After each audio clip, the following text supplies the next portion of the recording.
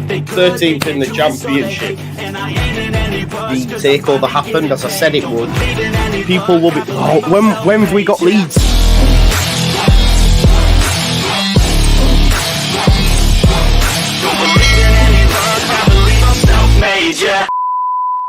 Now then, people, and good evening, maybe good morning soon enough. I'm not too sure. Thank you for keeping being patient. Sorry, my apologies for being late. It was my fault. Everyone was here on time, and I was messing about making a coffee and making sure I was alive and awake for all of you. As you can see, we've got some new faces, some old faces. Well, I don't know if you could call it an old face. Oscar, you have been on here, haven't you? Before there was some... Yeah, of course you have. Yeah, When yeah. you dance like your 10th choice or 12th choice, you tend to ask me, to be fair. That's not the case. Oscar was doing all of his live streams from the sauna the last time he was on. Remember? Yes, yeah. That was it's a better camera. It's better. It's not perfect, but it's better. Yeah. No, it is. It's improvement. No, it's great to have you here, Oscar. Thank you for giving up your time. To be fair, like people say, "Oh, can I come on?" And I go, "Oh, I didn't realise you would have wanted to." And I got a specific request, not to embarrass him, to say, "I want to come on because I love Andrea." Those were his exact words. So I went, "Oh, I'll sort it for you. Don't worry about it." But my memory is really bad now. Oh, don't worry. Don't tell them that bit. Don't tell them that bit. Just embarrass me. Basically, they've been mates for years. That's the general. I'm joking. Joe, how are you, my man? We did a brilliant video yesterday, if I do say so myself. It went down a treat, although I'm going to have to stop having you on, mate, because everyone keeps coming in my comments saying, someone actually put earlier on, I'm living a lie. I've got to tell you, Joe is now my favourite. So I'm like, I'm going to have to stop having this guy on. He's stealing my viewers, man. I wish they'd come over and look at my videos then. That would be nice. If we're getting your views, I'd be very happy, mate. No, it's great to have you here, though, Joe. I just think you were happy yesterday because I came on your show and agreed with you when you were expecting me to disagree with you. I did. I went, let's get Joe on for a counter narrative, and he came on and went, I agree with every word you said, apart from Pervader. But I don't think we'll ever agree on that, lad, to be honest. Lloyd, how are you, mate? You ditched us the other night for your girlfriend, bros before hoes and all that sort of stuff. But how was Barbie? How was Barbie? Did you enjoy it? Barbie was brilliant, mate. Thank you. Yeah, really enjoyed it. Yeah. Now, what did you go see? What did you go see? Megalodon 2. Any good? It was all right. The first one was better, but yeah, it wasn't too bad. Was it worth it? Was it worth ditching us for? Amount of time she's sitting down in the front room and I'm just sitting up here talking about things. I've got to, get something. Yeah, no, mate, I can relate. I'm single now, and that's probably one of the reasons why, to be honest. But it is what it is. Mr. Ben Locke, how are you, my man? All good? Yeah, I don't know what to say. Yeah, all right. Yeah. Yeah, you just all right? All right. Yeah. Good. I'm just enjoying it. Chilling. Yeah. Did you enjoy the football? Did you watch Foden? How good was Phil Foden, by the way? I was watching the Bundesliga 2 instead. What? See, this is how you know. Look, just let me come in. This is how you know a football nerd. When Manchester City versus Newcastle on, and my man's watching Bundesliga 2. Like, why were you watching that, bro? Did City win? Did City win? 1-0. Yeah. Right. Phil Foden was phenomenal, though. Yeah, well, we're watching some players me and Andrea have been thinking, so there were three of them playing. Laszlo Benes, the great one, the great Hungarian after Ferenc Puskás was playing. Richer as well. Richer were playing, so we had a watch of it. Okay, fair enough. Pretty good game. Okay, well, just to let you know, Foden was phenomenal. Andrea, how are you, my man?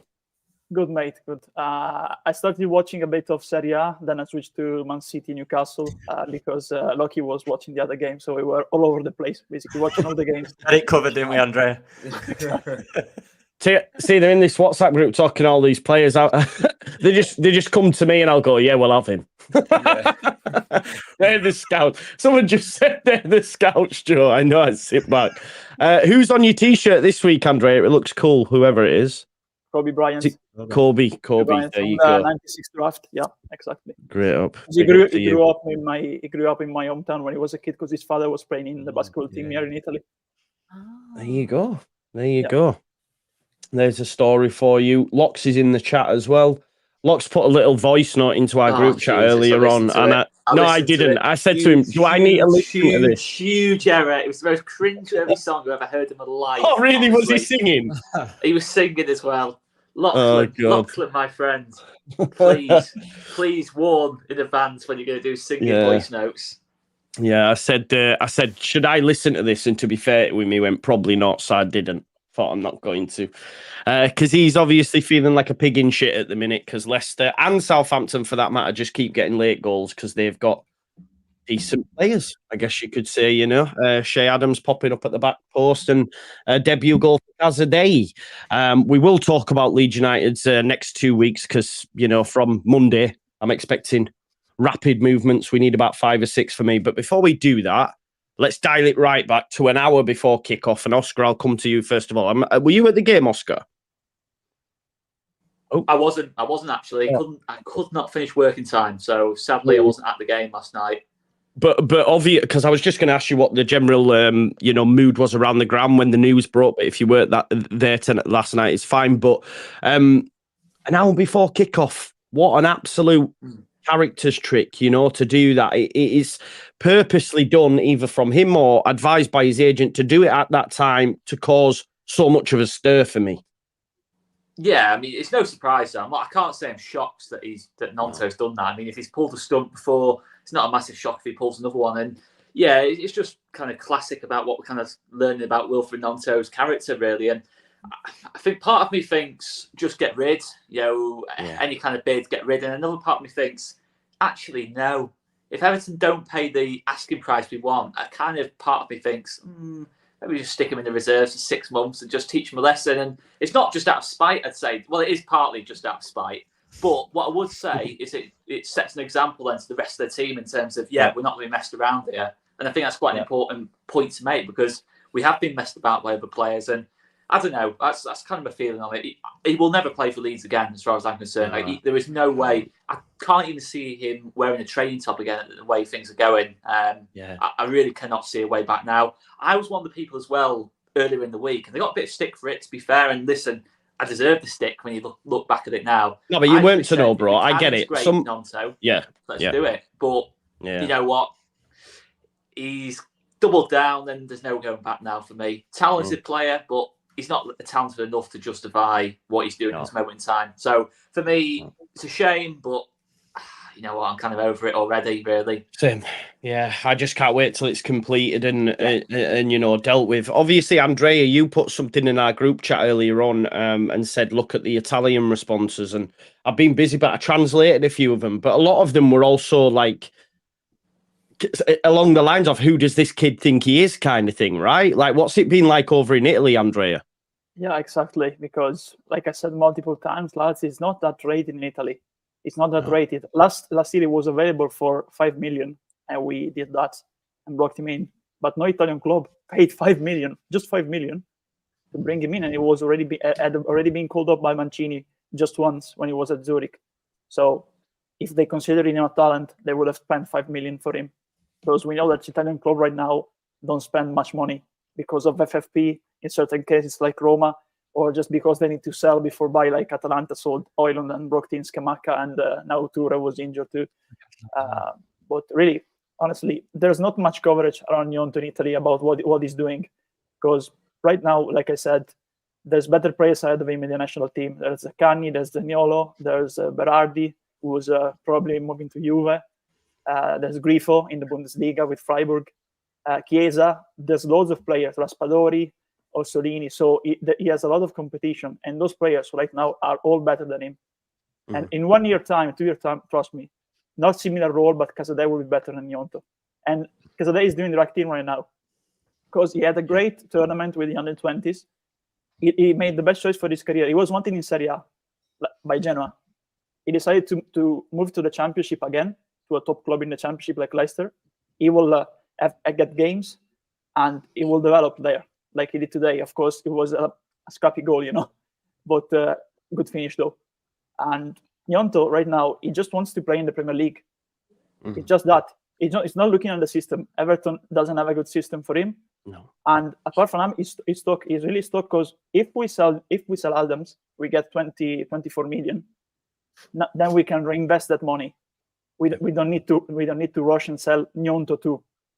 So we can stick by our asking price because we already have the money from Adams to reinvest in the squad to get the right players.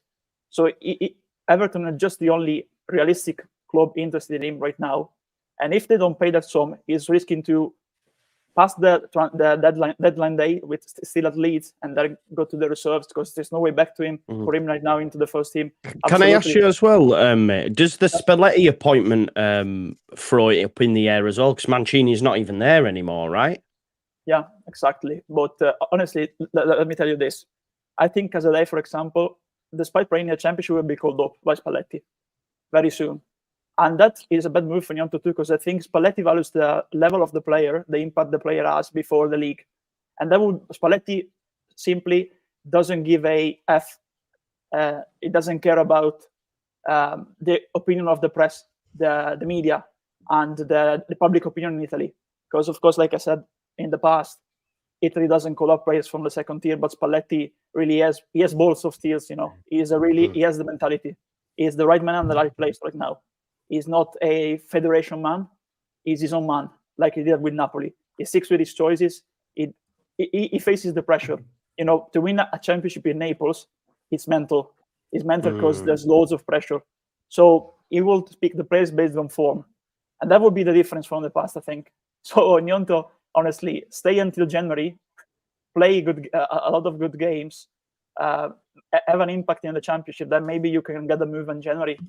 He's stuck right now. He's burned all the bridges because his only option to get out right now is Everton. And if you don't, realistically, I don't see the top clubs in Italy spending 25 or plus money to get him. The only option, and there were rumors today I read in the on some Italian websites, you know, Roma were interested because they were looking for a replacement for Abram, and there were talks about Morat and other players, you know. And Gnonto, honestly, they were interested for a loan with option to buy. So no way, like they did with Christensen and Llorente. They cannot spend because there is even the top clubs in Italy. For example, they spent 26 million Napoli to get Raspadori, but Raspadori had 10 goals in Serie A the previous season. It was a Euro 2020 winner. Frattesi moved from Sassuolo to Inter. It's 3 million euros for the loan fee. Then they have to pay 27 million next year. But Frattesi is an established Serie A player. 25 million for Scamacca from Atalanta to West Ham. But Scamacca was a decisive player, established and proven player in Serie A. Gnonto is not a proven player in Serie A. So I don't see a club in Italy spending that money for him right now.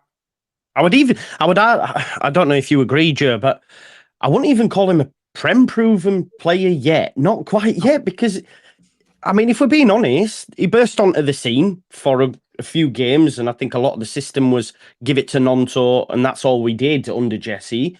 But then when fullbacks got wise to him and they started to double up on him, he never had any answers, and he went quiet and then wasn't getting played under Grazia and then Sam as well. Like, so, you know, maybe, you know, we do it. I'm aware of it. We do gas him up a little bit too much, and maybe that's gone to his head. His ego's bigger than what his actual ability is, Joe. We sang a song about him, didn't we? That's the starting exactly, point, you know? Yeah. But there's like, young player like that should have his eyes open a bit better, you know, to see there's a bit of adoration there from the fans. You've got a chance to become an absolute hero at a club here. They already love you. Double down on it. Stick with it. You're a kid. A year in the championship's not going to kill your career at 19 years of age, you know. Every single expert, ex-player, ex-manager, ex-owner that has spoken about this in the last 4 days have all said the exact same thing. He's being very badly advised, and who the hell does he think he is? To say, and then some people, I mean, even hearing Simon Jordan, who talks very highly about Leeds and most of the time anyway, him saying like you're blessed to be able to represent the club the size of Leeds United with the fan base. I mean, it's same as I said last week about Adams going to Bournemouth. It's 18,000. You're going from a 36,000 seater stadium that fans love you into an 18,000 seater.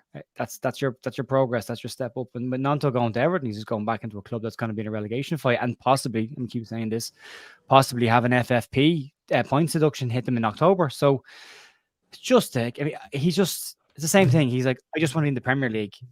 It doesn't matter who I play for. I just want to be there. Well, you could be in the exact same position next year. And the problem is he can't do this a third time. You know, he pushed his way out of Zurich. He pushed his way out of Leeds now. You know, Fool me once, shame on you. Fool me twice, blah, blah, blah, all that stuff. So if you're an Everton fan going, oh, we signed a 5-year contract, you're like, yeah, but is he though? You know, and does it really matter to this kid? Because clearly he's got to do what he wants. I hope we stick him in the reserve team for at least a year. And then next season we can maybe recoup some of the 5 million we paid for him, because that's all we paid for him. So if you can get 5-6 million for him next year, grand, fine, prove a point. We've got to start. Look at Brighton. Like, they've just slapped 110 million euro price tag on Evan Ferguson's head now as well. And I don't think anybody in the Premier League thinks they're messing with that now. No. Caicedo, after Cucurella, all these players. So the second they said, you know, Spurs are sniffing around Evan Ferguson, you can have him, but 110 million. Every club in the league's gone, yeah, they mean it. They're not, and they're not going to. There's no point negotiating. They're not going to come down that price. They're going to wait. They have gotten the fee that they wanted for every single player they've sold. They said it about Caicedo. He's worth more than 100 Ben White, million, even with us, Ben White. You know, even with Ben White. Exactly. And we've an opportunity here to do the exact same thing, to say, no, we dictate the price of our players. There's no release clause. He's legally stuck here. He can't go anywhere he wants to. It's not his choice. The ball is not in his court. Going on strike just doesn't help him. It just shows other potential clubs you've got a rotten attitude. And if the only reason Everton have taken a gamble on this kid is because they need him. They need somebody with a spark, and they haven't got it. And for me, if I was Leeds, you've got 4 years to recoup this money. It was only 5 million. Well, it wasn't even a full 5 million. It was 3.5 million with add-ons, depending on games he played. He's not playing any games right now. And then hopefully Leeds do put together a really good season and do look at getting promoted. And if they do get that, and he's missed out on the whole thing, he gets to sit in the background and watch while the players that did give a shit celebrate, enjoy themselves, and then he gets to watch it from the sidelines, and he deserves that. So I don't want to see him in a Leeds shirt, but at the same time, I don't want to see him get what he wants. And if he goes, he wins. Yes, he does. Yeah. No, I agree. How much do you think we're holding out for? 30 mil? 30. I think 30. Yeah, 30. And another thing that a very quick one, if there's links emerging in Italy, to me, it does that, of course, coming from his agent, for me. It tells me that the move with Everton right now are not gonna match that asking price, you know. So this agent is probably testing the waters, you know, in Italy to see if there's a real interest, and those links are emerging to test the waters, you know. Yeah, no, I agree. Lloyd, if Gnonto is here past the window, we can't just let him rot for me. He has to be brought back into the fold, which I know right now everyone will be kicking off me saying it, but you can't leave a player of that ability rotting as much as we'd like to. And we've seen it before with, Daniel Farke has dealt with it before with Todd Cantwell and Emi Buendia. If he is here past the window and Leeds United do dig their heels in, do you see there as being a way back?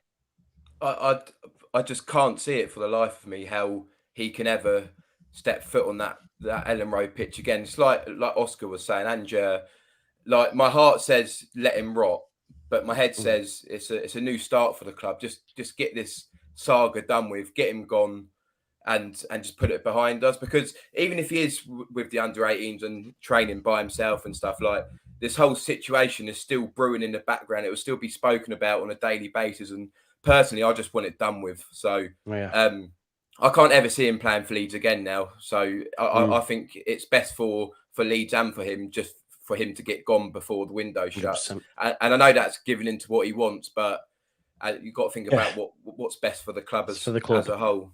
But yeah, no, I agree. And for the Everton fans in the chat who were saying, like, you'll get 27 and that's all you'll get, I didn't realise you were working in the board, mate, or doing the transfer negotiations. Our priority should be trying to, if we're looking at Sinisterra and Gnonto, like a similar situations, I know they're different situations, but they're both same kind of scenarios, both training on their own, etc., etc. My bigger priority is getting Sinisterra back involved, actually making, getting that side of things sorted first, because Gnonto has decided to double down. Sinisterra would be my priority. If I'm the Leeds United boardroom, if I'm Daniel Farke, I'm thinking, I'm going for Sinisterra out the two, because I think he's the one who can get you that 15 goals next. If he can get us easily 15 goals, 20 goals from the wing in the Championship, no question about it for me. He's the one. Again, I don't know what the scenario is with Sinisterra. He might have done something even worse than Gnonto.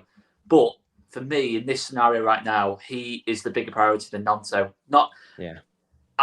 for me, that's that. If you're going to bring one back, it has to be Sinisterra over Gnonto. I think there's a difference between the two here because of how, if you look how Farke is talking about it, what information is coming out. The thing with Sinisterra seems to be that Sinisterra has said to the club, if an offer comes in that you'll accept, I'd like you to listen to it. That seems to be what he has said, but he doesn't seem to be trying to force a move away either. He's like, well, if you want me to, and this is where the similarities to Cantwell and Buendia are, it's media talk around Sinisterra and it's his agent talk, but it's not coming from Sinisterra and it's not public information. Like, he's not pushing to get a move. So I think there's a possibility there where they've just gone, look, while this is going on until the window closes, we're just going to remove you from the squad because it's a distraction to you and the team. We'll take you out of firing line for a little bit. When the window closes, we look and bring it back in if you're still here. But I think it's a slightly different one. Gnonto's like, sell me, I want out now. Yes. Sinisterra's like, if an offer comes in that you were willing to accept, I'd like to leave, but I'll stay if you don't. Yeah, I think, he was clear in the presser of making that distinction between the two. I think there is a way back for Cini if indeed he doesn't get a move. Just bringing it around to a positive, Lockie. You made me aware of this, or mentioned it in the group chat that we've got about seeing Somerville there. It was a really nice surprise because that tells me that he's not pushing, and I was worried that he might also go down that same route. But the fact that he was in the stands with Poveda is positive, because for me, you know, I don't know if it was Oscar actually mentioned it on Twitter, saying if Somerville started yesterday, we probably win that game, Lockie. Oh, we win the game. We win that game last night with Somerville on the pitch for me. Yeah, like, I saw someone try and twist it, saying he didn't look happy in the stands. Like, he's a footballer, he's not happy watching. He wants to play football. They're not bothered. Yeah, but how can you tell? Like, it's like a 3-second clip. Like, they're watching the game. Like, that's mad. They're not bothered about watching football. They want to play it. That's what they want to do. There's nothing worse when you love football, watching it, when you just want to play it. So like him being there, showing his face. We're not seeing Sinisterra or Gnonto obviously doing that. That's different, because that's a different situation. Obviously, he's injured as well, but I just think that's better signs for me. The players at the stadium, he's took the effort to actually go to the stadium, which shows, at least for me, I don't think he'll refuse to play if we don't sell him. I don't think he's. I don't. I think he's actually the type of personality, from what I saw from the Cardiff game as well, who will just put everything into it. Whether that's for his own benefit, because he wants to increase his value, wants to impress, that's absolutely fine. That's fine by me. The better he plays, the more money we'd get for him, right? Yeah. But Willie Gnonto's situation's wild. Like, I don't understand the timing of it, and I know he's really badly advised. And Sam Allardyce mentioned it in his podcast with Carl Robinson. They talked about it and said the agent's job is to get him better move. It's not to stop him playing football, and that's what's happened. That's the situation. That's doubtly being advised, but at the end of the day, surely they had known that letter or that written transfer request would have come out before the game. Surely he was informed of that. Of course, yeah. If you're informed of that, just say, right, can you just leave it till the end? I don't want to distract the team. It's common sense. Yeah. 3 hours later. I know he's 19. He's not 15 years old. He's not a child. He's a young lad. He's not a child. He's a professional footballer too. Yeah, it comes from a good family. You know, very smart young man. Like, it's deliberate. Yeah, it's deliberate. It's so. From a team perspective, the fact that he didn't get on the coach when he was about to get on the coach, and then he's done that before a game, a lot of them, especially the older players that are probably not as close to him, will be absolutely fuming by that. I know people won't like that because people just hate the old guard regardless of what they do. No, Luke Ayling said it, bro, in the post. He said, I cannot wait till this window's done, because he's stressed as well. As a team, there's nothing. One person can genuinely ruin the entire mood of a squad. They can, especially someone like that who has influence, like, is a good player. I don't even want him in the 23s or the 18s. I don't want him near it, because that can affect the development of a player he's taking the place of. And I don't want that to be affected, because they want to be here. They're trying to get to that level, and he's trying to leave. So for me, honestly, if it's above 27 or 8 million, I'd take it. Let's reinvest that in 3 or 4 players who want to play for Leeds United. I know you kind of want to hold out and stuff like that, but if it's anywhere near that 30 mark, I just think just do that. And just reinvest the money in what we need and players that want to get us promoted to the Premier League. And maybe he'll be in the Championship next year and we go up because of that. Do you know what I mean? I mean, you look at it in isolation, 30 million for a 19-year-old who's got 2 goals, 4 assists in 14 games is absolutely mental when you think about it. For 5 million as well. We paid 5 million for a teenager with potential. Do you know what I mean? Like, if we're buying players and making them a record signing for potential, why should we give them away for someone else's valuation of them? I mean, we've been ripped off last season with Phillips and Rafinha. we let those fees come down because we got the money up front because we needed to fund the window. We're not in that situation now. It's a very, very weird and different looking situation, but I get that that money would be super useful, and I agree with the point you're making, Oscar and Andrea, and I won't argue with anybody. And same with Lloyd, what you said about just get rid of him as a distraction. I wouldn't argue with any of those points. But you've got to be in a situation where you go, we have to dictate the price of these players. Otherwise, we're just going to keep getting picked off every time we've got someone who's half decent. We've rejected 2 bids already from Everton, right? So we are playing hardball to an extent, which I do like. But I hope hardballs for 30-35 million with a 20% sell-on clause if he does manage to find some of that potential. My worry, though, is he is an asset of the club, right? He's contract to the club. And I honestly don't know if he'll play for us again. I really don't. And I don't want him past the window if that's the case, because we've got him there and he's not going to play, and we could have had 30 million. Do you know what I mean? In January, we could be looking at it saying, I wish we'd have sold him now. I don't know. It's a tough one for the manager and the club to do, but I hope they make the right decision. And yeah, I agree. It's difficult for him to play again, isn't it? But Farke's dealt with this with Cantwell before, and I know we're a different fan base and different expectations. I understand. Beckford had a really good take on it. Beckford said there is a way back from, but he's got to get back in training, get back in the squad. He's going to take the stick from the fans, so when he goes out on the pitch and he gets the boos, the hand has to go up like, I get it. It's on me. Yeah, scores a couple of goals, fans will get it. If he acknowledges it, owns it, apologizes, scores a couple of goals, people will forgive. But there's that minimum going, I know. And as Dan Moylan said, and I agree with Dan Moylan on this, if he changes his agent, that's a huge step in the right direction as well. Yeah, exactly. Yeah, what I was going to say, if he's still there after the end of the window, he needs to change his agent because, of course, his agent is going to try to act like this again. He did that with Zaniolo. He did it with Zurich. He's doing this again with us. It's going to ruin his career. He's going to ruin his career. It's going to ruin his career, and especially for me, his current attitude. Refused to play, didn't board the bus before Birmingham, and refused to board the bus. Then ended in a transfer request before a game, shifting the whole attention, the whole focus of the fan base and the media and the team to this situation. Because never mind, when the players were walking into the dressing rooms, of course, and the TVs, surely there's the talk about the situation of Gnonto. So it's put all the lights on himself, and his attitude is basically everything that's against the Leeds United mentality. Everything that's against Leeds United mentality, and that's the very bad. Do you think it was designed to cause outrage? Do you think that's where him and his agent are now 100%. Going? We've refused to play. That should have got the crowd wound up, but it doesn't appear to have got them that wound up. So we refuse to play a second time. That'll definitely push them over the edge. And if the crowd Leeds will buckle and listen to them. And then that didn't work. And then they handed the transfer request an hour before kickoff, which is designed to distract the team, distract Farke, which is delighted to hear Farke's comments after the game saying, I told the club before we got today, I don't want to hear about transfers, which is brilliant. He's protecting the squad. But it sounds to me like it was designed to cause the most outrage. Absolutely. Stadium would erupt, go nuts, and then go, well, you have to. For his own safety, he couldn't possibly go back onto that pitch. It's this man.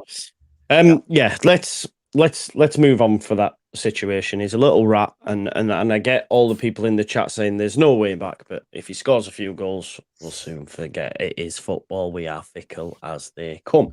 Anyway, let's move on. Oscar, I'm aware you will need to shoot a little bit earlier. I'm good, mate, to be fair. You are good, right? Okay. I'm good.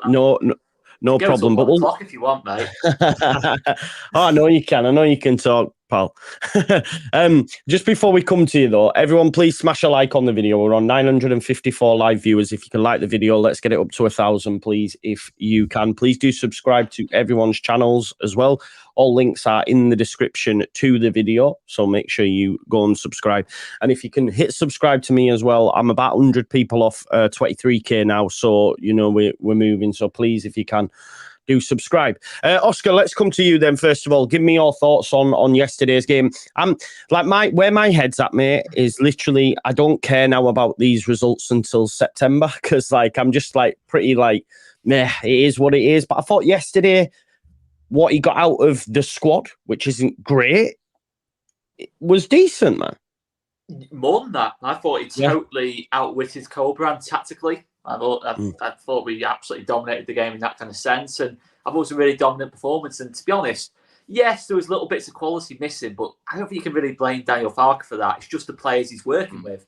You know, you're never going to suddenly make Dan James become a super productive and efficient footballer. It's just not what he is. Although Dan James, I think, has looked better in pre-season. I think this is the first time he's translated that pre-season form into a competitive game. He's looked much better. His role changed a little bit, but I'll come on to that in a second. But I just thought, with what he's got, that is near to the best of it you can produce with what we've got. If we had Somerville on the pitch, Drama fully fit, available at right back, I think that would have made a big difference as well. Albeit Luke Ayling also played much better yesterday. And then if you've got the striker, in there, the natural centre forward, and possibly a number 10, it's a different result for me. And then we're probably 2-0 up at half time. With that kind of dominant, West Brom can't get out of their own half. Rodon and Stewart were absolutely outstanding as a partnership. And I think, I would love Charlie Creswell, but Charlie Creswell isn't going to play as much as what I expected this season. I think it is looking like that's the natural partnership between the two. They both complement each other absolutely perfectly. Sam Byron from left back, I mean, he's been really, really good for me so far. I think he could be Bielsa's Dallas to an extent where no one really expects him to be a big player in this team, but I think he really suits Farke ball, and he understands more than anyone what he needs to do in his role. He's got that footballing IQ, and he looks like the Sam Byron of old, which is really good to see. In terms of you would never guess he's 30. Or close to 30. Just by looking at him, I can't believe how well he's aged. Phenomenal stuff. Mate, when I seen him when he burst on scene, bloody hell, I didn't look like this, and now look at Stim. Exactly. Do you know what I mean? He looks exactly the same. It's it, it's madness. And he looks like the Byron who was at Leeds. He's had a bad time of it, in his sort of middle prime of his career, and he's back on it, which is good to see. I think if you can get Sinisterra back focused and Somerville back from injury, Drama to right back, and get that striker in number 10, we've still got a decent chance this season. I think top twos, I felt top twos probably be beyond us since the first ball was kicked. I think it's definitely beyond us now if we're being realistic. But there's no reason why top 6 isn't absolutely on for this Leeds team. It's the Championship. A lot can change very, very quickly. I was going to say, mate, you're writing off the top 2. We've only played bloody 3 games. I know, what are you on about? It's not just that. It's just like you're on about the quality of Southampton and Leicester, right? We're a bit off it. I think we're a bit off. Maybe not Southampton. Southampton maybe a little bit less so, but Leicester, Lockcombe will be absolutely loving this, but they're clear, aren't they? If we're being honest, Leicester in terms of what they've done. But no, it's really good. In terms of what we've done so far under Farke, we could have easily be on 7 points. I know we've heard this one all before, but we could easily be on 7 points right now. So, yes, it's good. Ipswich is a good test next week. But ultimately, we're not going to go much further in terms of where we are now unless we invest in Farke. He's getting the maximum out of it at this moment in time. Now you've got to back him. You've got to let him cook now with this team. He's showing, got all the fundamentals to get us up the table, but you've got to let him do his thing now. Listen, Daniel Farke knows the profile of player he needs at this level. I totally trust what he wants to do because, let's be honest, Byram, Ampadu, Rodon have made a tangible difference to the team. That's 3 players there. When did we have that under Victor Orta? So I totally trust in Daniel Farke and what he's wanting to do. But I would like to see some more faces come through the door as soon as 100%. Possible. But I agree. I can't really judge it until August the 31st, but there's definitely positive signs. And I think just to mention on Dan James, let's go on to Dan James. I thought really clever management of Daniel Farke. He changed sort of James and Shackleton's role. Shackleton was playing as a right winger on the touchline against Birmingham. He brought him inside, a bit more of a centre mid, had Ayling pushing ahead of him, and it just was a lot more fluid on that side. Although I do think Drama is a lot better suited to overlapping on that side of the pitch. Dan James was playing like the Swansea Dan James. Didn't move a yard from the touchline. As wide as you want him, making those runs. And what I really liked about Dan James was I think it's the first time in a Leeds shirt competitively I've seen him take on his fullback and get the better of him. And listen, if we can get more of that off Dan James, I'm happy. I don't think he's going to be someone who's going to become a productivity machine in this Leeds team, but definitely he's an option to have, in terms of in the squads. And it was encouraging to see that kind of performance from him, and it's testament to Farke's coaching for me. Yeah. No, you know, there was loads I agree with. Some I disagree with. I'm not having the top 2 written off yet, but again, I you know me, I think down a little bit. I'm still in my heart. Mate, you've been on one Leeds fan channel too much. That's what's happened to you, mate. And now all of a sudden, you're writing off the top 2. I'm still thinking, he's done it before. He's done it before from this far back. Exactly. Lockie, loads in there. Let's chat about Dan James, because obviously, you know, I'm not his biggest fan, but I did think he had a good game yesterday. I know Oscar mentioned him running at his fullback. I'd have liked more of it when Dan Furlong got on a yellow, but I think what they were doing is sort of like Ajayi came across, didn't he, to defend him as opposed to Furlong. But one thing that really frustrates me with Dan, when he has efforts that I don't think he's going to be decent with, they end up nearly in. Like that Palmer made some great saves. Then when he's 2 yards out, he fucking slices it. And I'm like, oh my God. But you know what, right? That's who he is. And I think we've just all got to accept it. Yeah. Some weeks we're going to go, wow, we were brilliant. And some weeks we're going to go, God, damn James, we could have won that if he'd have scored that. That's just who he is, and that's never going to change. Daniel Farke wanted him when he was at Norwich, and that's important, because the players Daniel Farke wants, when he gets them, as we've seen this year with Sam Byram and, you know, Ampadu and all our recruitment, really, that, you know, he's working closer with the guys. He wants these players. The players he wants doing really well this year, and I just think I think he's going to start anytime he's fit, even when the other guys are back. I think he starts. The way in which, like you said, he took Furlong on and got a yellow card. The fact that a team has to adapt their entire shape to deal with you're doing something good. And also that was down to the fact we didn't have a proper right winger, so they could allow one more over. But let's be honest, like a player he had 3 or 4 men around him for a lot of that second half. And he was still getting the best of them at times, winning corners, even just running into the corner and winning a throw-in, keeping the ball. And I look at his body language, and he just looks confident. He's got his head back, shoulders. You know, he just looks a guy who's full of confidence. And to be honest, the way he's playing this year, I think this is just the start for him. And like I said, he's going to be inconsistent. That's who he is. That's the player. I've accepted that now. He's going to miss from 2 yards, and then he's going to whip one top bins almost from about 30 yards out, which was ridiculous, by the way. What a save that is. What a save it was. Do you see similarities to Jack Harrison's second season at Leeds? I mean, we all remember his first season. He was as bad as what Dan James was in the Premier League for us. Well, then that second season, he didn't start it particularly brilliantly, but he started to come alive and then get more and more confident. And then all of a sudden, he just sort of exploded a little bit for Leeds. I mean, can you see that with Dan James possibly? Yeah, and actually, similar to that, we relied on Jack a lot in that, because Helder Costa was all right for us, you know, in that winning season. He did all right. It wasn't great though, was he? He was being consistent. So we relied on Jack Harrison, and yesterday and so far this season, we're relying on Dan James, because we don't have anyone else up there yet that can do that. They're all out or injured, or we haven't got them. So he's having more of the ball than he will want. Like, he's getting too much of the ball, because that's the only real outlet we've got right now, and all that pressure on you to be the outlet. He's performing well for me. Look, it wasn't great at Birmingham, but everyone was terrible. The reaction to that game and the performance we got from those guys yesterday, for the main part, and I imagine we'll come on to Rutter, Joe, because I've got a bit to say about that if we come on to him. Go on, mate. You go on Rutter straight on if you want. Right. Like, I've done my ratings, and I give him a 5, which was the lowest, because I'm going to back him in a minute, because I have to. I like him. What can I say? But he was bad. But my thing with Rutter is, I remember lockdown, and I lived with someone who watched the Bundesliga, and he played against Greuther Fürth. I think they pronounce Greuther Fürth, the green badge with a flower in it. Greta Thunberg. Shamrock. Yeah, Greta Thunberg. Yeah. Sorry. Yeah, there was a shamrock in it. Yeah, and I sat there during lockdown, and this guy, I watched him twice in a row. I can't remember who played the week after. I think it was I can't remember, Freiburg or Frankfurt. And he scored 2 and got an assist, and then scored the week after. Well, you two. Joe found it funny. Not all of you did, but sorry, that really tickled me. They shouldn't have. Anyway, I was watching. There was Greta Thunberg with a banner saying, "Don't play Rutter as a 9." Yeah,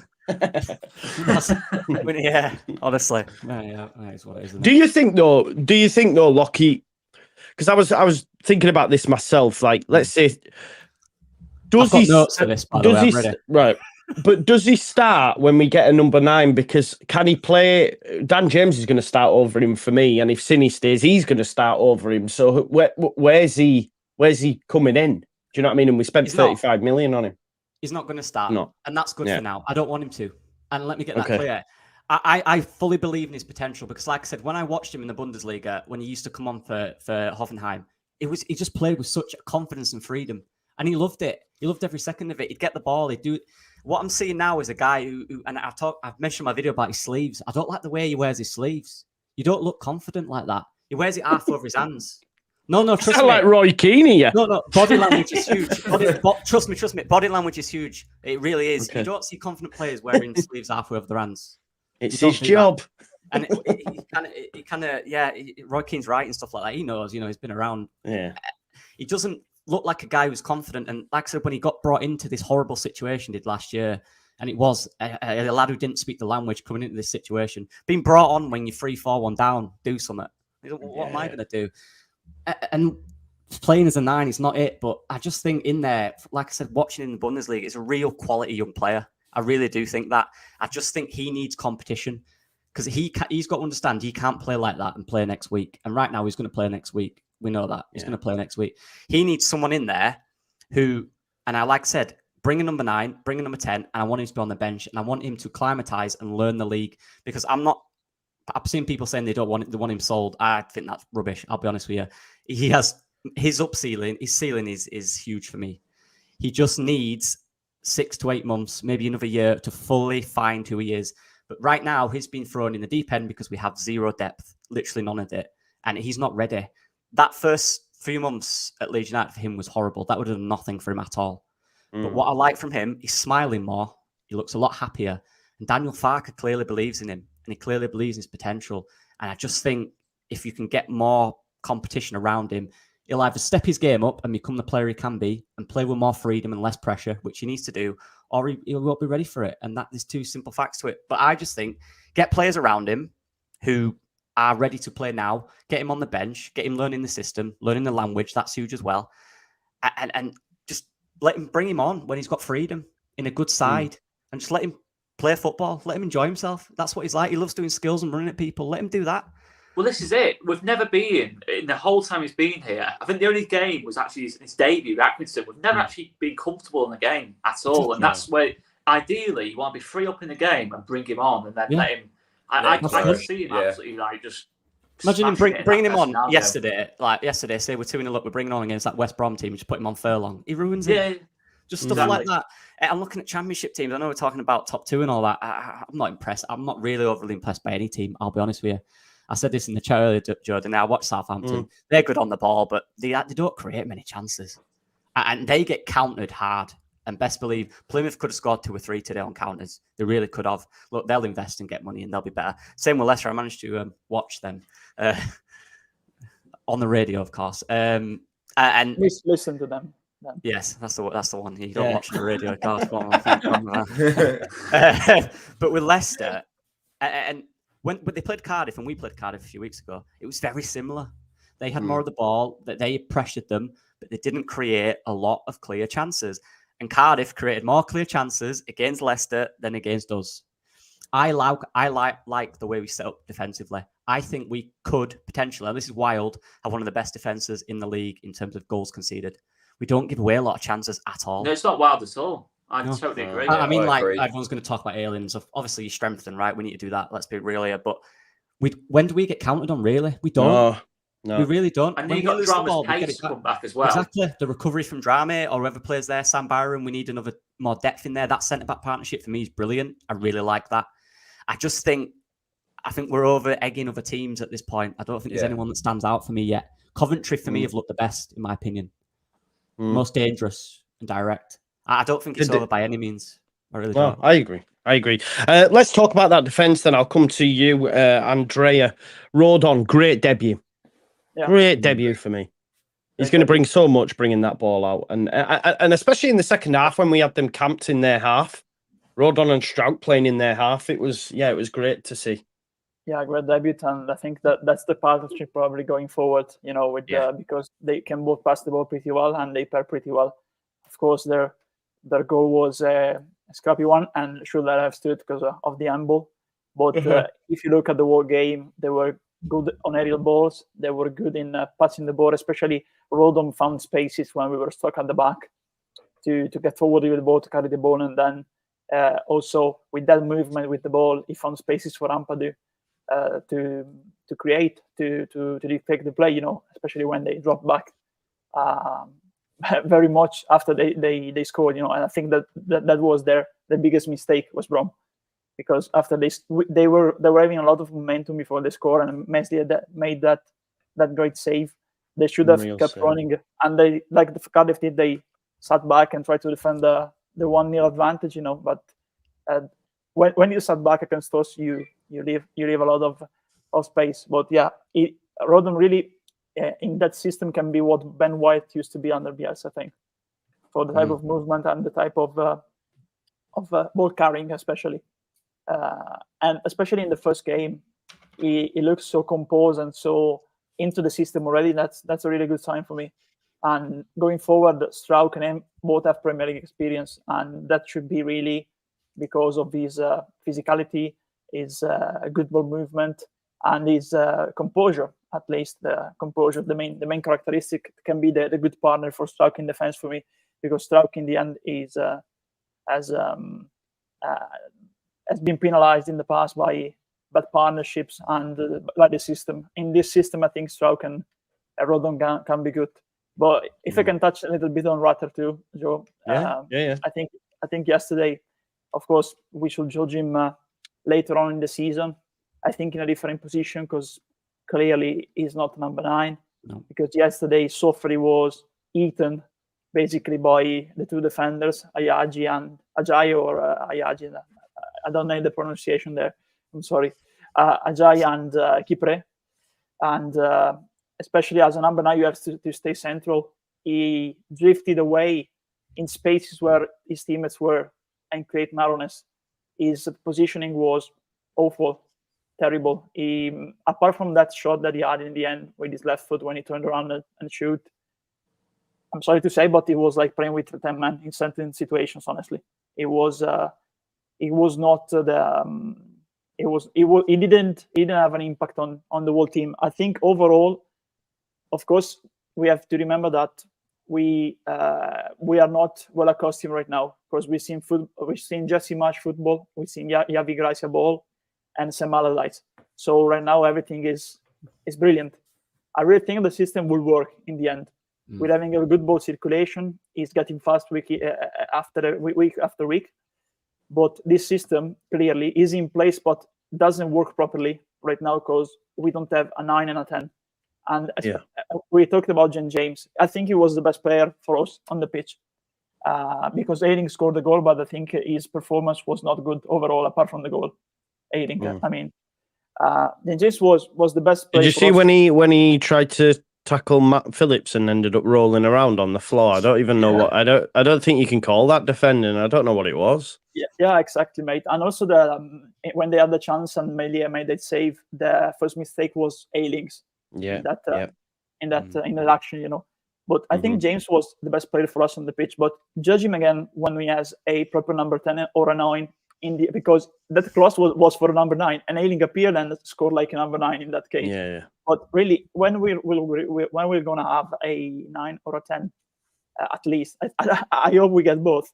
I think everything will change at Brom because the build-up is good, but when the ball gets up front, we're not clinical. This is the difference. Leicester and Southampton, sometimes they are struggling. They are playing as slower football sometimes, especially Saints, against Wednesday. We talked about that after the first match of the season. They were pretty slow, a lot of horizontal balls, but in the end they scored because the FG Adams. Leicester scored in all the 3 games in the final 10 minutes in all the 3 games. Shea Adams has got 3 in 3, Annie. You know what I mean? So exactly, and also for Leicester, Leicester and Saints, like now they have depth. They have depth and they are clinical because they have depth. And yesterday, if we had that, because we had no bench, we wouldn't have won the game probably because we ran out of steam. We had no energy towards the end of the game, and that's why West Brom started to ramp up again, to control the possession again in the final minutes, especially in added time. I think right now the solution is get the players, get to Farke the players he wants, because when he has those players to implement the system, and the system should be implemented now, because on the other hand, if the players arrive on deadline day, for example, it will take some time to feed them into the system, and that will happen during September, and the glue will arrive. We won't arrive till late September, on the start of October. So it takes time to adapt to a new system. If we've had those players right now that we're missing, like the 9, the 10, box-to-box CM or DM, an attacking right back, I think we'll have won the game yesterday, because the system is clearly there. Farke is trusted by everyone, but he needs the players to develop that system. Yeah.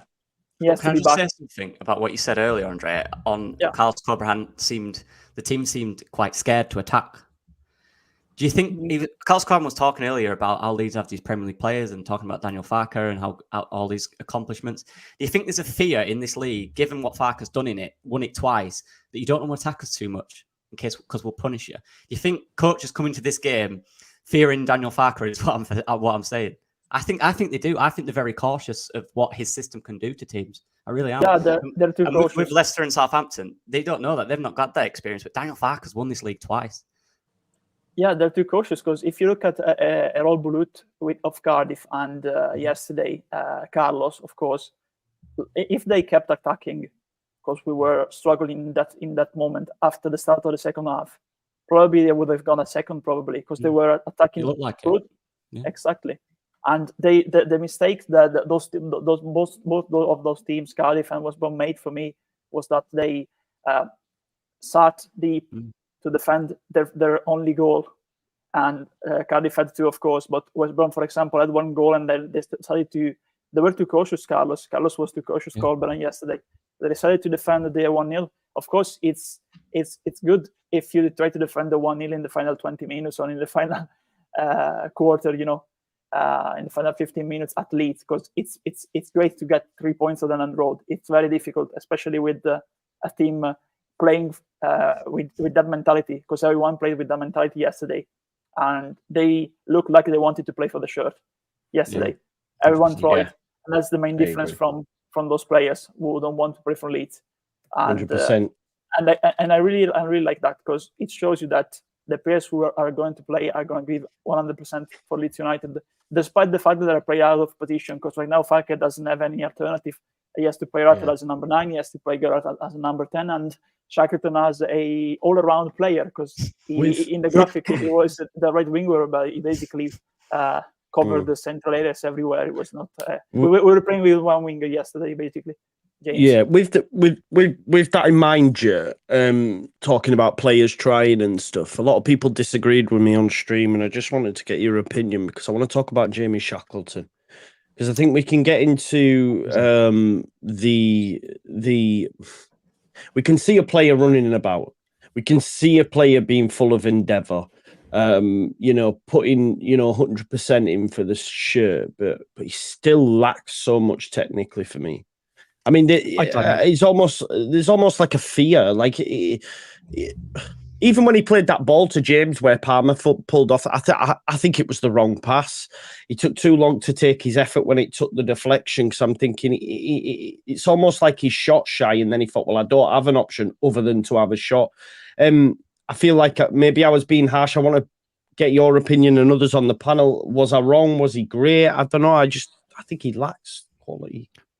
Well, for context, and Andrea gave me a bit of stick about this last week, so I have described Jamie Shackleton as an average midfielder and average fullback, and that's not a slight on anybody. If you're playing in the Championship and you're average, well done, because I never got there. So you're still a decent footballer, but compared to other footballers at that level, he's an average player, and I don't mean it in a negative. I think he's a solid 6, 7 out of 10 every single week, depending. Some weeks it's higher, some weeks it's a 6, but I've always said about Jamie Shackleton, he never does a lot wrong. Like, you never point out what he made a mistake that led to a goal, or he didn't put in a tackle, or he pulled it. I mean, you very rarely point a finger of blame at Jamie Shackleton, or direct your frustration and the performance towards Shackleton, because he does do an awful lot. And I actually yesterday thought he was excellent. I thought he did one of his better games in a Leeds shirt yesterday. Not just in the running around, because Jamie Shackleton is a passive passer. He will pass the ball sideways and he will pass the ball backways. He will retain the football for you more than look to do anything expansive, but he doesn't go forward an awful lot. So him playing in this right wing position is kind of outside his wheelhouse a little bit, even though he's fast. He's not natural there. We saw against Birmingham last week that nearly every time he got the ball on the wing, he initially turned and went backwards with it because he just isn't sure where to go or what to do there. And I was surprised to see him start the game in that position. I think if Poveda hadn't been injured, I think Poveda might have started on the right. But in saying that, I thought Shackleton got forward an awful lot. I thought he linked the play an awful lot. I thought he broke up attacks that West Brom were having higher up the pitch than we have done before. Like, he was able at that pace to sprint across to the fullback and double up and help out, which I thought he did really, really well there as well. I will agree, though. The moment he went on that big, long, bendy run up the park, and you're like, come on, son. Go on, Jamie. Go on. Show us the end product. And then he gets to the box and he kind of stumbles a bit and we lost possession of the ball. And even just before he has his shot that ends up clipping the post, he had gotten a break through the middle of the park and ran onto a ball. And then you're like, just hit it. Put your laces in the first half. Just put your laces through the ball. And he kind of hesitates a little bit because that's not his area. That's not what he's doing week to week. And you go, just back yourself a little bit, kid, and put your laces through the ball, and he doesn't do it. Then he stops, goes sideways and passes it, and the move kind of breaks down. So I get what you're saying about the lack of quality, maybe, but I do think he's a very useful addition to have in that squad because of the energy he brings, and he can increase the tempo of a game by coming in because of how quickly he gets around. And given we're in a situation, and this is what I'm not going to give Luke Ayling any stick for how he played yesterday at all. I thought he made a couple of mistakes early on in the game, but I thought he was okay. But he's here and he wants to be here. And right now, every single one that walks out in that park and wants to be here, I don't think should be getting any stick from anybody, given what's happened this summer and how many people have turned their back and walked out on the club. Right now, they get a free pass from me for a little bit because they've stuck it out. Same with Shaq's well within his right in the last year of his contract to say, I don't want to be here. You're not going to keep me. You didn't keep me last year. I'll head off. But he's stuck around. He's dug in, and every single one of them out there yesterday put in a shift. And it wasn't just Shackleton. I thought overall, my partner Jess said to me yesterday when watching the game, because she watched the documentaries recently, and she's has a small love affair with Sam Greenwood and really wants him to make it as a footballer, and Sean McGurk as well. But we were talking about the game, and she said, maybe with all these people leaving, this gives this group of players, these younger players who should have made the breakthrough last year and, we're waiting on this moment, it gives them a chance to see if they can actually step up and be leaders in themselves. And I thought yesterday we saw exactly what we'd expect from a Daniel Farke side, but slightly faster than it has been so far this season. And then there were moments in the game yesterday where it really just came to light. There was spells in the second half where Leeds just were pinging the ball around the edge of the box. And I thought, this is it. This is what we want to see, but we're lacking that creative spark. There's nothing really in the final third to find a gap open, a little through ball. And then on the Rutter stuff, you've got, to the point that Jess made, I thought a lot of them did step up. Even Joffrey didn't have a great game in terms of what he did in the ball, but he was still putting himself about and trying to be a nuisance and getting positions. The Rutter stuff, his best moments in the game were when he was on the wing and deep yesterday, the counter-attack that he took from the fullback. I really like his way of pass is really good for me. I think it's space to run into Lockie more so than width. I think it's a case of if you look at weight of pass. Oh, weight of pass. Sorry, yeah. His weight of pass is lovely. Like, he has got a good pass on him. He just is more comfortable when he's got space to run at people with. He can do a couple of step over, whether it's through the middle or wide. I think he's really struggling with his back to goal. And I think there was one prime opportunity in the first half. I think it was the shot that maybe Shackleton took and went across the box and Joffrey nearly got a toe on the end of it.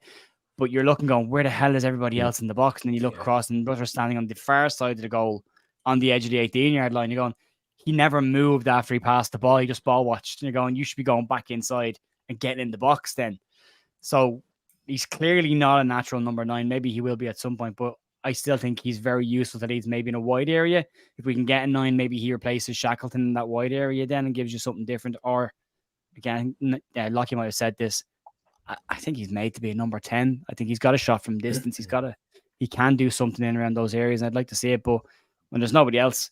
But I might have been a bit longer than I should have there. But yeah, in general, I thought Shackleton played really well. And I think it's worth keeping him around. He won't be brilliant every single game. There'll be games you won't even notice him in it, but there's games where he can be very useful in it. So, Shouldn't be starting though. No, I think he- for me, I don't he's a think good half squad of these player. lads start. Squad player. I mean, look at day. Yeah, squad player. Absolutely, 100% agree. But obviously, look at at the bench, right now, though. that's all we've got. So he has Yeah, to and be you right can at the moment. you can look at the decisions that were made yesterday with the changes, and you can go, okay, we know which players will not be here when this window closes because he brought Greenwood off the bench and nobody else, which leads me to believe that the rest of them will be loaned out once the 9 injured players come back and replace them on the bench, and then whatever new players come in. So I think you can probably start seeing that. I think the likes of Joffy and Shax will drop to the bench and maybe will have to fight to keep their place in the squad when everyone's fit and available. But I don't think there's any harm, especially in the Championship, having them around, and they definitely do serve a purpose. Yeah, it's by like the end of that game, they were on their asses, weren't they? So if any of those other subs, if they were going to be part of his plans, they would have come on, wouldn't they? Because they were on their asses by the end. Obviously, the 7 minutes added on. I think West Brom pretty much had the ball the whole time, didn't they? They were just we were just. Well, he made like 5. I think he made all his subs, Carlos, didn't he, Lloyd? So and that makes a big difference because I think if we'd have just had even a couple of half decent subs to come on, then we could have won that game, and that was a fine margin. So, considering the tools that he's working with right now, it just gives me confidence that add a couple more players, and I think we'll, and I know few people ruling out top 2, but 129 points up for grabs. That's not it's not out of reach yet. We just got to see. That's it. So how like the tempo yesterday was huge for me because against Birmingham it was too slow. Against Cardiff and Farke in this, he commented on in every single game except for this week's game. He commented about the first half being too slow. In every single game, he said it. Yesterday was much faster, and I completely agree with Lloyd. If you add 4 or 5 players with quality to that, bearing in mind that Byron was excellent yesterday. Ampadu just looks like an upgrade on Adams, even though it's a different division. It's not fair necessarily to say that, but it's just been smooth in there. The players they brought in have done fine. They've been really good. They've added, I mean, and Melee's expected to leave, and Darlow will take that position. I'm sure he'll be fine. Joe Roden looks like a Rolls Royce at centre back. 93% passing accuracy yesterday from a centre back, and a lot of passes. It's great. And Stroke is probably one of the best games he's ever had for us. Side him yesterday, I thought he was excellent as well. So if Farke's having that effect on these players and that style and that speed already inside 3 matches, to Lloyd's point, if you add the 4 or 5 players of more quality in there, it's only going to get better. And I don't think the top 2 is out of the realms of reach at all, fully depending on what we do in the next 2 weeks. I was going to say, what squad what manager in this league gets the best out of this squad? Daniel Farke. No one does it better for me. With the tools he's got. About it, I think. Exactly. I think everyone complains about what they've got. I'm looking at all these other managers. Who's getting the best out of this squad? I think Daniel Farke. I don't think it's close. I think he's really good at dealing with what he's got and building on it. And we need to back the man 150%. Good job you wearing pants, Joe. Past the watershed, isn't it? If he comes back up and Joe's got his pink lights on, we know where he's going to work. Did you see what happened to Speed, Joe? Have you seen that? No, I don't know why, but it switched off my bloody iPhone camera for a second, and then oh god, I can't believe that's just.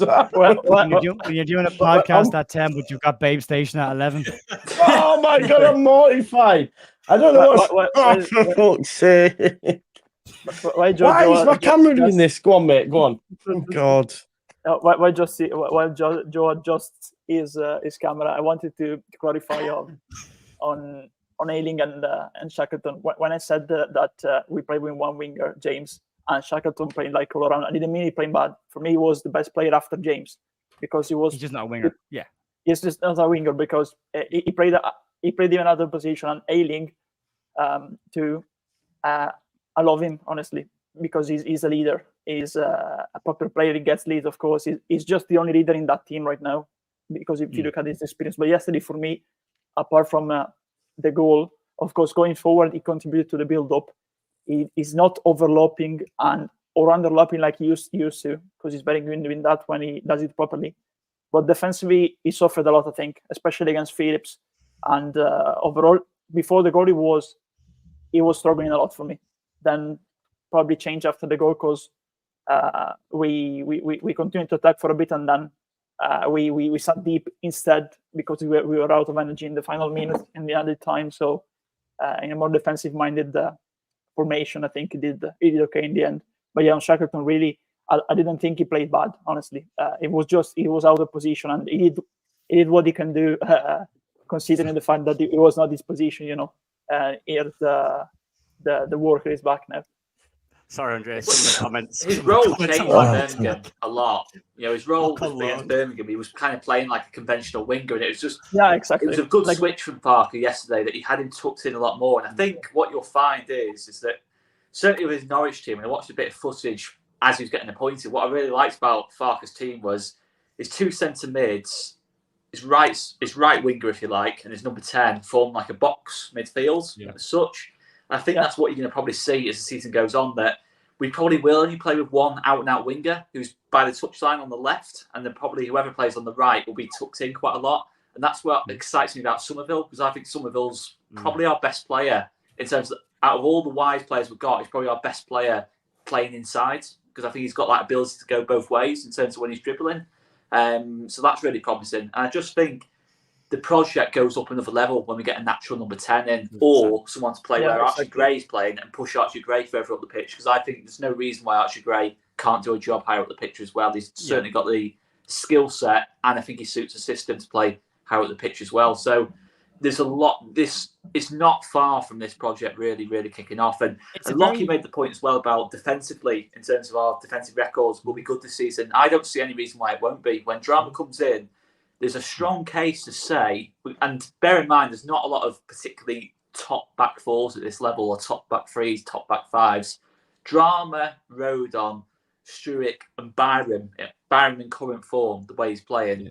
I think this is a case. That's a strong back four for this level, and you've got Ampadu in front of him as well. Yeah, exactly. Yeah, that's it. Exactly. And with the system we play, which we keep the ball so much as well. It's so hard to get at this Leeds team. That box midfield is very new. It's a very modern style. It's a diamond turned sideways. It's like you've normally got your 10, your 6 as the pivots, and then you've got your two centre midfielders either side. There's a lot of Pep's done it a bit this year as well. They've taken that and just gone like that with it. You've got a 4, nearly 2 deep lying 6s and 2 10s tucked all the way in, and then you give the space for the wingers to overlap. And then when they go, the 2 6s drop out and become the fullbacks, and the 2 10s can just drop in one-on-one, and that's where you're not getting counterattacked as easily as well. So it's a clever system.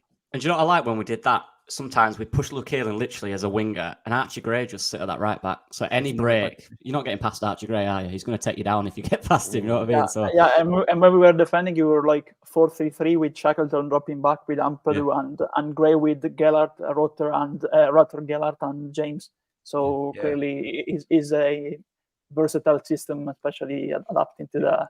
And if you look at the goals we've conceded as well over the last 2 games, I mean, yesterday's goal, he's offside, it's a handball. So that doesn't count. Horrible. If it's in the Premier League, VAR rules that out. Penalty against Birmingham. Do things. Yeah. And you look at the game last week, and it's 0-0 until it's a penalty. So, I mean, it's not like teams are creating goal-scoring chances and scoring them. They're not free-flowing goals. So, the defence is doing its job, because the last 2 sets of 2 goals we've conceded, of the goals we have conceded, have been a penalty and a handball. So, I mean, and Dan James gave away the penalty, so it's not the defenders that have made mistakes there. So, he's got that balance sorted really nicely there. But if it's just to try and get the individual errors knocked out of them now, and you're laughing there. Yeah. Can I just say, just seen a couple of comments on Cody Drama coming through.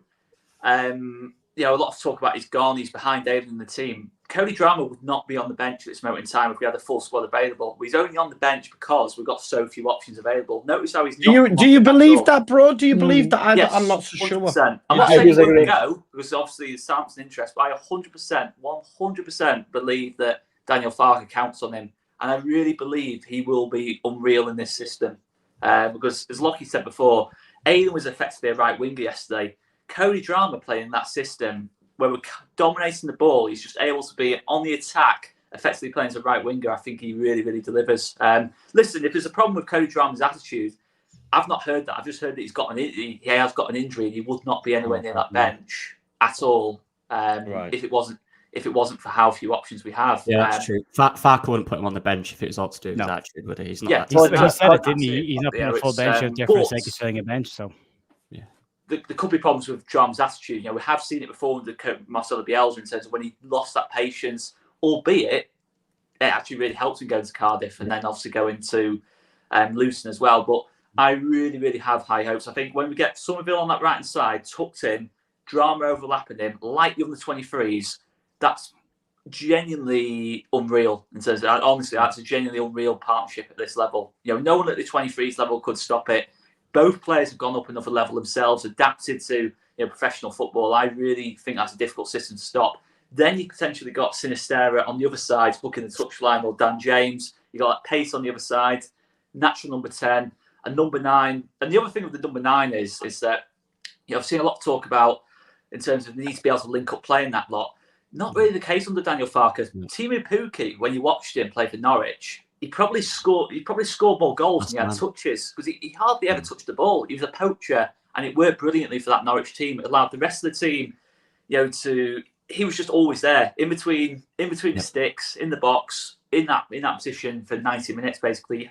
Wherever we played Norwich, you hardly noticed Timu Pukki until he stuck it in the back of the net, and that's probably what we need. We don't need, in terms of, obviously Bamford under Bielsa worked really well, but I think the profile of striker Daniel Farke tends to be more of a poacher, and he likes the free behind him to interchange positions. And I really do think it's only 2 or 3 signings off from exploding this project. It's weird, isn't it? Because on one hand, we look like we're so far off, but when you really deep it, we're not. We just need to give the manager what he needs. And we need a bit more depth, and the injuries are part of that. Like, you've those 9 players come back, and I mean, it's if you can hang on, if you can come out of this window and still have Sinistera in the squad, fantastic news. That's great. And what I will say about Drama is, Drama's biggest weakness is defending. He was the most dribbled against fullback in the league last year.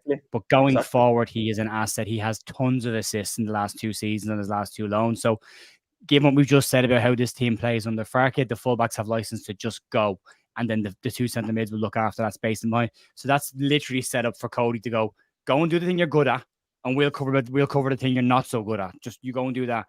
And I think it's a system that would fit him really, really easily. That's a good point. We do need a poacher though, not a Pirro. Sorry, it's a poacher, not a Pirro that we need.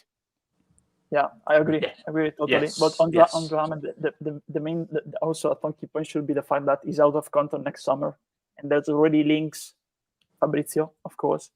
We know there were also links in the past about Southampton. So really, do we really have a path for him into the team? Because I don't see, honestly, Farke dropping Ayling. For me, Farke doesn't drop Ayling soon. He doesn't drop him. I don't think he does either. I think he prefers Ayling than Drama. I do. I don't know. I do. It's the 3rd manager to do so. I think he'd already be in. That's just my opinion, but I guess we'll have to wait and see. I think he's can't be that keen on Ayling. Putting a massive bid for Max Aarons. Yeah. No, but I mean out of the 2. Because why? Yeah. If that's the case, then why is he buying Max Aarons? Yeah, exactly. When you think about Max Aarons can defend and attack, he's perfect for Farke, isn't he? He's done it. He can play on left as well. If he's available, and he can play left. Yeah, exactly. Yeah, but he wouldn't have bought. Do you see what I'm saying? I don't see him going for. Anyway, what I will say about Drama though, Joe, is he did say before the Birmingham game last week that Drama had only trained for 2 days with the squad after his hamstring injury after preseason, so he's missed most of the preseason games. And he said that he wouldn't be getting a lot of minutes. I think he brought him on the shows before like 2 or 3 minutes. But then last week, I think he's only really trained for a week and a half with the squad. He's missed a big bulk of the pre. It could be just a case of when you're up to speed in terms of your fitness work off the pitch, we'll get you back on the team. But if he stays fit, he'll come in. But fair. For me, if you're offering him, the other thing with Aarons, just to say on Aarons, is that we're probably worried that Cody Drama's not going to stay at the football club. He's probably trying to be proactive about the situation that if we can get Max Aarons for 7 million, you can then say, okay, Southampton, you can have Cody Drama now if you want, and then we can get the actual money in for him. It could have been that's part of the thinking, because Cody Drama will not commit, I don't think, to this football club if he's not starting with Luke Ayling, which is fair enough. No. But there could be a situation where, Daniel Farke is... Listen, Max Aarons is a better player than Cody Drama right now. I'm not going to say he's not.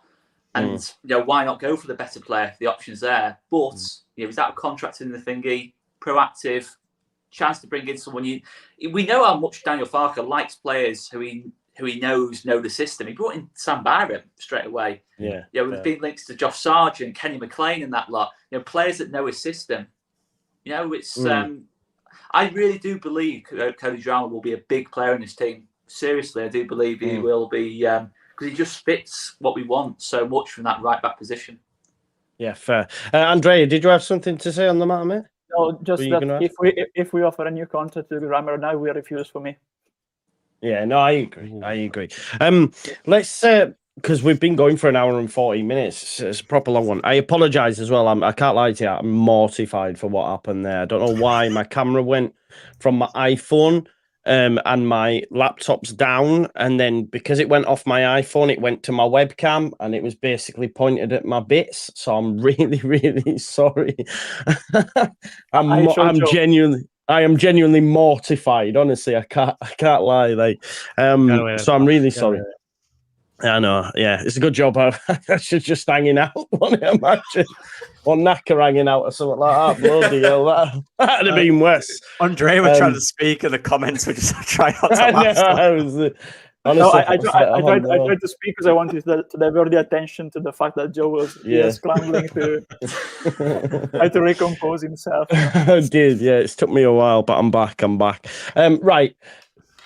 Obviously, tomorrow, there's some more games and whatnot, but from Monday, we'll hopefully expect some business coming in at the football club.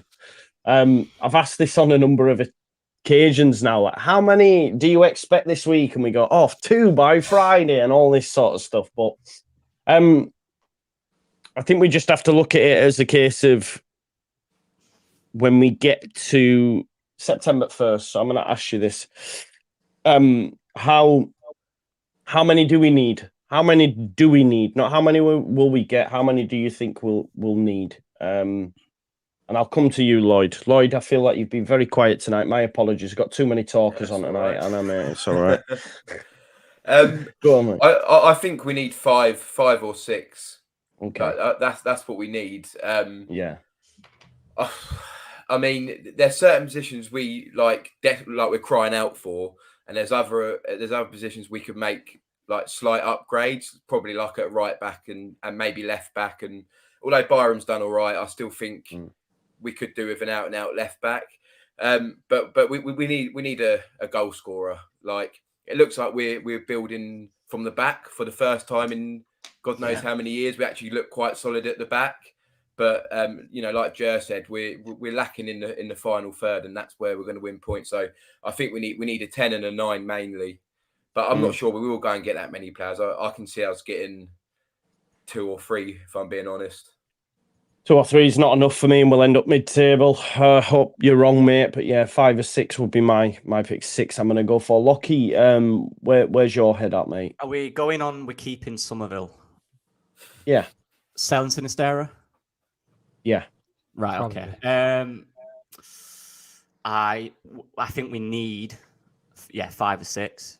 I think by next week we need number 10, I'll be honest, or a striker, one or the other. I think we need that player that's going to get the fans excited and finish off some of the moves we're creating, because we've created some brilliant moves. We're just lacking that creativity in and around the box. I think we need 5 or 6. I think, striker and Cam are the 2 most important ones for me. Yeah. I think as a defensive unit, we're all right at the moment in terms of it'll do. We can get through it. We still look fairly solid. We don't give a lot of chances away. We will need to strengthen that. But for me, priority is a striker and a Cam, I think. Yeah, that's fair. Oscar, I'll switch it up. How many do you think the club will get? 3 or 4. And I'm going to get cooks for this. I will get cooks for this in the comments. That's all I would do at this point. Now, there's a reason. There is a reason for that, because you start trying to introduce so many new players into a squad. It's already we're not perfect at this moment in time, but we're playing the way Daniel Farke wants us to play. I think it's more productive going for 3 or 4 than 5 or 6 at this point in the window. Listen, a couple of weeks ago I said just get as much done as we can, but I think now, with the season being started, I think just get 3 or 4, quality over quantity as well. That's the biggest thing, quality over quantity. I would rather do 2 absolutely top an absolutely top class number 9 and an absolutely top class number 10. I'd rather do that than get. Listen, the depth's going to be an issue. I think no matter what, depth's going to be an issue this season. But if we get a quality 9 and quality 10, then that's what I'd do. But I think we'll get 3 or 4. I think we will get the 9 and 10. We'll probably get a centre mid as well. And I think we'll probably get an all-rounder, someone a bit more like a Byram, maybe a left-footed Byram who can sort of play anywhere across the pitch as well. I think we'll probably get a profile like that as well. We're probably quite cheap, maybe on a 3 or something. Nice. But yeah, I think you are getting good in the chat, mate. I wouldn't go any higher. I do agree we need 5 or 6, but no reason to. Yeah, no, that's fair. I understand. Sometimes when you make too many transfers on FM, it goes tits up, to be honest. You've got to win straight with this place, eh? I get that. Joe, I'm going to switch up again for you. Which is the most important position for us to make sure we have a top sign? So Oscar's talking about 3 or 4 top signings. Which for you has to be the best signing in what position? I think it's 2 in terms of the best signing. I don't. You're only allowed 1. No, because I don't think it works that way. Because if we need a number 9, but I think if we don't bring in a number 10, it doesn't matter. It doesn't matter if we have a number 9 because we're not going to create the right kind of chances for them. So I think you need a 9 and a 10. But I think we need 6 players. I think we need. I don't think we'll get 6, but I think we need 6 from a depth perspective as well. But and again, I just keep working off what Farke is saying, and I'm listening to the interviews he's doing. I'm trying to. He keeps saying he wants reinforcements in every single position except for goalkeeper, which suggests he wants at least 10, which I think is unbelievably unachievable between now and the end of the window. I think it's madness. We won't get 10. Leicester can do it. And 5 are quality and 1 is cover. 4 is quality and 1 is cover. I think we could. I'm afraid, Glocky, though, that if we go down the route of getting 10 players, you'll start seeing some squad filler out or players coming in or journeymen coming in a little bit. I don't think that they'll start to look like panic boys and we picked up like panic boys. I think if you get 3 or 4 solid ones in, and I mean a centre mid, probably a left back, a 10 and a 9, that's a start, but I still think we need a right back as well. So, and maybe even another centre midfielder as cover. You can look at the 10 as well as covering there, but I think you probably need. We've been so unlucky with centre midfielders injuries over the years. I don't think we should leave ourselves with 3 centre mids, and Darko JB's clearly not made any kind of an impression to push into the squad this year. So, yeah, I think we probably need 6, but a 9 and a 10 would be the 2 priority ones that didn't get them done this week, because then I think they can take their time for the other 2 positions and wait for the deadline. But if you get 9, 10 in, because you've got more games coming up, and if you get 9 to 10, maybe you could win the next game. That's 3 points on the board, Yeah. Okay. Thank you for that. Andrea, I'm going to mix it up again for you. Yeah. Joe gets his wish. We get a 9 and a 10. Who are they? Come on, Andrea. Well, that's a tough question. Okay. Come on. Who scored today, Andrea? The ideal ones will be Poyan part of the 9 and the 10 Benes. Or Archer is going to the ideal number 9 would be Archer, but he's going to the Premier League. And for me, we need 7 players. So I think two number 9s, because Rutter, especially if some players are going out, for example, Sinisterra, you move into the wing or another role for me. So 2 number 9, number 10, and it's 3. Then 2 center mids, because there's no depth there. There's just Gray and Ampadu. You need 2 players more there. So it's up to 5. Then you need a fullback, a right back, ideally a right back, like George said. And then also another center back for me, on loan from a Premier League club, for example, because you have Cooper injured. Right now we have Strauch, Cresswell and Roden. But if one of them gets injured, you have 2 center backs fit, and then all the under 21. Sorry. So for me, we need 7 players. Ideally, we think we get 4. We get the number 9 and the 10, 1 center mid, and the right back. I hope we get more, but ideally we need 7 for me, because I really rate. I really appreciate. Sorry, not rate. I really appreciate the work and the adaptability that some of the players have shown, but they need to be squad players. We can afford to start some of the players week in and week out, unless we are planning to be a mid-table team. We need investment right now and players if you want to push for promotion. And there's no depth, Gray, Ampadu, just Gray and Ampadu in midfield right now. You need at least 2 more there. I agree, mate. I agree. Loads in there for people to mull over and ponder and discuss with other Leeds fans. So let us know in the comments what you thought on tonight's video. Please do smash a like on it as well and subscribe if you're new. Make sure you check out each of these people's fantastic channels as well and Twitters and all that sort of stuff. It's going to be busy from a content creation perspective for the next 2 weeks, that's for sure. I hope. And that hopefully it'll be positives as well. It'll be incomings for a change as opposed to outgoings. And keep it locked at the Just Joe Football Show. And while you're at it, also check these other channels out as well. Again, apologies for the cock shot earlier on, but other than that, it was really good. And I will show. Yeah, man. Stay tuned. After midnight, I'll be back.